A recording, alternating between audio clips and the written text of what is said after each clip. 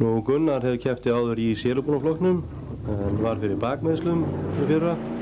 Þannig að hann færði sig yfir í göttubílaflokkinn aðeins um stundarsakir og sýndi góð tilþrif og góða spretti oft á köflum.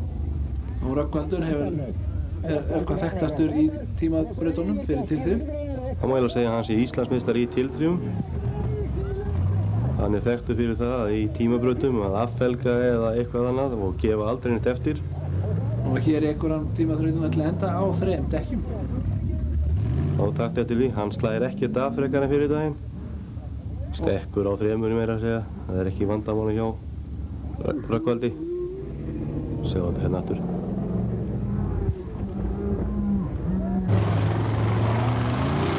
Í síðustu torfærukeppni sumarsins að þá velti Rögnvaldur í fyrsta skipti á keppnistímabilinu, eða keppnisferlinum. Her har jeg en halv kringle, og her har jeg en anden halv kringle. De halve kringler er mine. Det hele er min mands. Ja.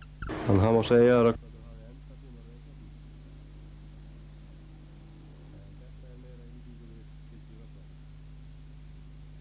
Gunnar Pálmi Pétursson náði aldrei neinni mikilli baráttu í sumar en sýndi þrátt fyrir það góð tilþrif. Og hér er hann á Egilsstöðum í tímaþraut. Gunnar Pálmi hefur ekki verið nógu vandaukur, hann hefur tekið of mikið af dekkjum. Hann er á mjög velsmíðuðum bíl og góður ökumaður. Það má ég kannski segja á mörgum sviðum er þetta yfirburða bíl því að hann er bæði léttur, hefur góða fjöðrun og geysilega orka hjá honum. Hérna sjáum við hvernig hann planar á vatninu eða pollinum á Egilsstöðum. Endar það með veltu og það er eiginlega eftir að vísa mótorinn þarna hjá hann líka. Það var dýrvelta.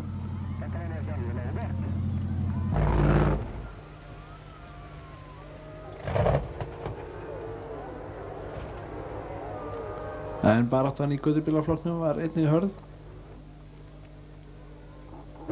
Steingrímur Bjarnason er hér að ferð en hann var Íslandsmeistari í fyrra. Hann varð að sjá af titlinum í ár.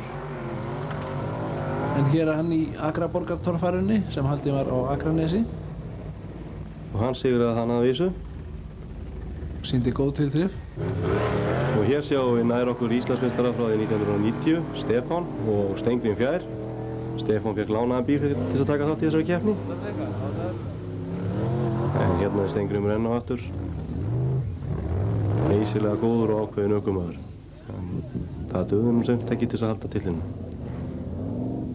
Guðmundur Sigvaldason, hann er líklega einn af okkar öflugri keppendum í göttubílaflokknum. Hann náði samt ekki í titlinum í sumar, þrátt fyrir þessi tilþrif. Hann er búinn að keppa frá því 87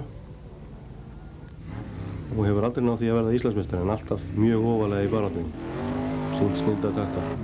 Eins og flesti bílarnir í torfærunni þá er hann komið með bílinn á gormum með öfluga vél.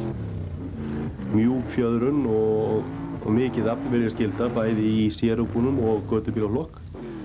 En hann var annar til Íslandsmeistara ásamt Þorsteini Einarsinni sem einhver hér Willis sem er búinn gormafjöðrun með geysilega öfluga vél líka. En Þorsteinn er eins og Gunnar Pálmi ekki nógu vandvirkur með dekkin. Hann verður stundum miskilja torfærureglurnar og keyra yfir dekkin frekar en að komast hjá þeim.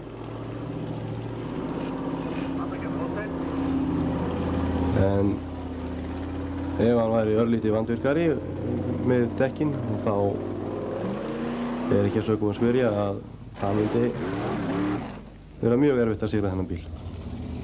En hann tryggði sér engan síður bikarmeistaratitil.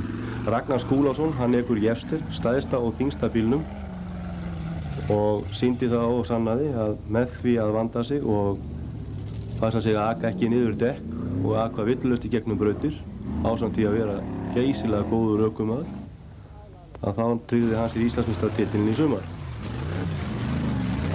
Og þessi bíl er á gormafjöðrun, mjúkri eins og áður er getið í sem bestu fjörun í torfæruna.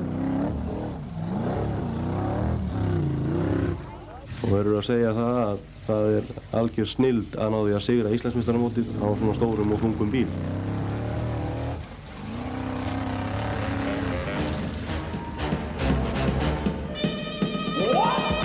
eins og áður sagði þá sigraði Ragnar Skúlason Íslandsmeistaramótið og Þorsteinn Einarsson sigraði bikarmeistaramótið.